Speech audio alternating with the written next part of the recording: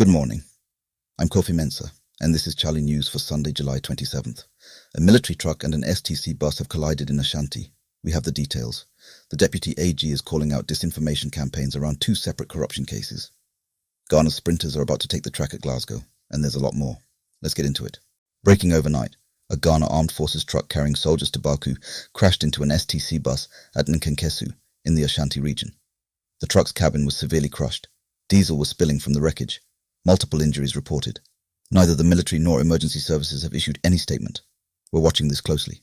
On the 55 million Ghanaian cedis IMC COD investigation, NPP communicator Dennis Miracles Obogi told the public EOCO never questioned him. The Deputy AG says that is completely wrong. Dr. Justice Sremsai was blunt about it. Don't take suspects' public statements at face value while investigations are live. Someone is managing their image. The authorities say they're managing a case. Same Deputy AG, different case. On the 49 million Ghanaian cedis corruption trial of former NSB Director General Kwabena Adubohene, Dr. Sremsai says someone is running an organized campaign to confuse the public. He called the case simple. The anti-corruption drive oral, he confirmed, is still very much active. Someone is working hard to make it look complicated, something that could bring pump prices down. Trump paused US strikes on Iran for 2 consecutive nights, and Tehran says it's also halted retaliation. A mutual stand-down. Oil had been pushing toward $100 a barrel, and Star Oil has already raised petrol to GHCD 14.47 a litre. If this pause holds, there's a chance that number doesn't get worse. Full picture on Chale.news. Investors are piling into Ghana's treasury bills again. Second straight week of 30% oversubscription. 12.3 billion Ghanaian cedis bid against a 9.5 billion Ghanaian cedis target. Yields are falling. That's the market saying it trusts the direction Ghana's economy is heading. Sheen went from a $395 million profit to a $99 million loss in 1 year.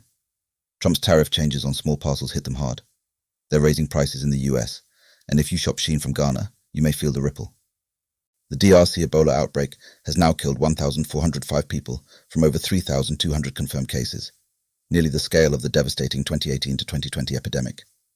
Ghana has no confirmed cases, but as of this morning, the Ghana Health Service has not issued any updated border screening advisory. That silence is worth noting. Galamsey is now destroying food sources. The Fisheries Commission says illegal mining chemicals have wiped out fish stocks in the Boy Dam Reservoir. Fishermen in Banda district are going home with almost nothing. The Minerals Commission has not responded. NIMOS has not responded. The fish are just gone. Fish are. ECG has extended this weekend's outage program to Accra East communities, on top of cuts already planned for Dansoman, Oshie, and Gaodumazi. Some of these are classified as emergency maintenance, so advance notice is limited. Check the full list at Chale.news to see if your area is affected. Good news for Ghana's heritage. Korea's National Commission for UNESCO has committed $3.5 million to restore 6 of Ghana's World Heritage forts and castles, including Cape Coast and Elmina. Tourism Minister Abladifa Gomashi secured the pledge in Busan. These buildings carry the weight of history. Good to see them getting the care they deserve. Ghana's medal hopes at Glasgow 2026 are now squarely on 3 sprinters.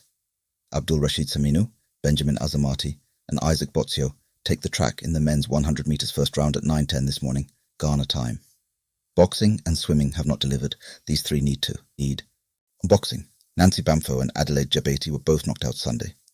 That leaves Amadou Mohammed as the last Ghanaian boxer standing. He faces England's Ellis Trowbridge in the quarter-finals Tuesday. Win that, and Ghana is guaranteed bronze at minimum. Everything is riding on him. WAFCON 2026 is underway in Morocco. Algeria beat Senegal 2-0 in the Group A opener. The Black Queens are watching those standings closely as they prepare to enter the tournament. 1 year since Daddy Lumba passed, and Sarkodie says the news completely shattered him. He spoke about the private text messages of encouragement the High Life legend used to send him, messages we never knew about. And then there's this. Daddy Lumba's family still don't know where he is buried. 1 year on, and that question hasn't been answered. Holy Child is heading to the NSMQ 2026 Nationals, but they had to survive a tiebreaker to get there. They and Mankesim SHTS were locked level at the Central Regional qualifiers before Holy Child pulled through in the decider. Drama. As your Sunday morning, Chale. Dig deeper into any of these stories at Chale.news. We'll keep updating throughout the day. I'm Kofi Mensah. Stay sharp.